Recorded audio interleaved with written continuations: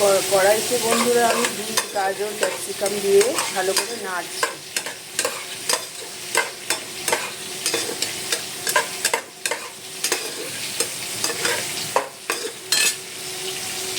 ভালো করে নাড়ছি।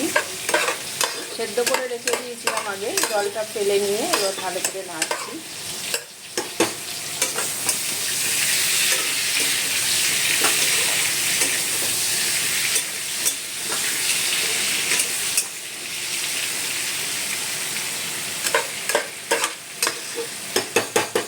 নাড়া হয়ে যেতে আমি এই ডিম আর চিংড়ি মাছটা দিয়ে দেবো এর মধ্যে।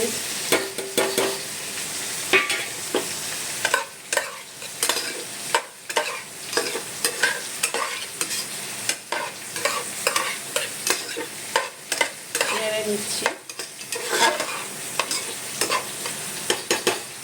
পরে আমি এখানে রাইসটা তুলে দেবো। কিছুটা রাইস তুলে দেবো, কিছুটা রাইস রেখে দেবো।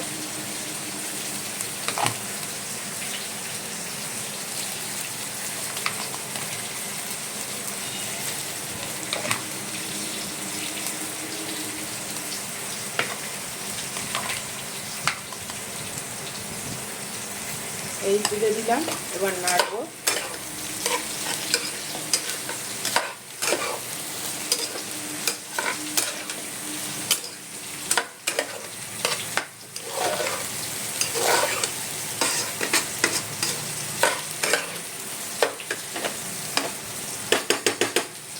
তারপরে আমি নুন দেবো।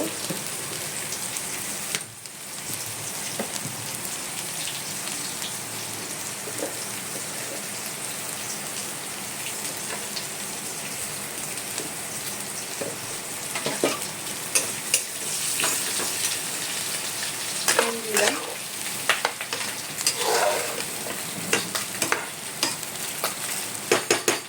এরপর আমি ঘি দিয়ে দেবো।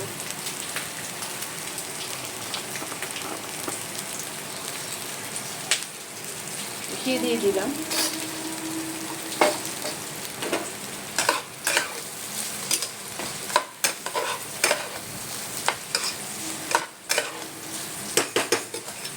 তারপর আমি একটু গরম মশলা দিয়ে দেবো, ছাই গরম মশলা।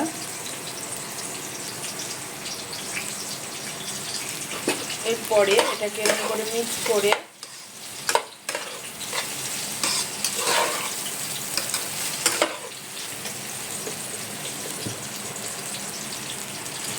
আমি এর মধ্যে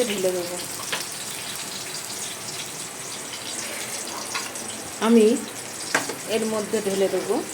এরপরে যখন দেখাচ্ছি এরপরে কি দিচ্ছি না দিচ্ছি আপনাদের দেখ। এই যে বন্ধুরা, ওপরে নিচে যে ভাতগুলো আছে সেগুলো নেড়ে আমি ওপরের সাথে মিশিয়ে দিচ্ছি এবং আমি তারপরে চিনি দিয়ে দিচ্ছি।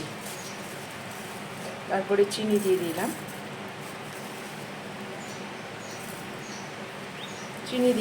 চিনি দিয়ে আমি আবার ভালো করে নাড়বো।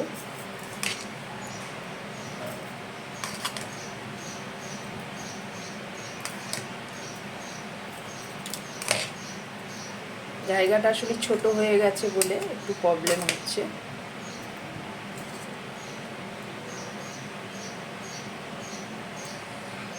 এই দেখুন এরকম শেপে এসছে রাইসটা আমার।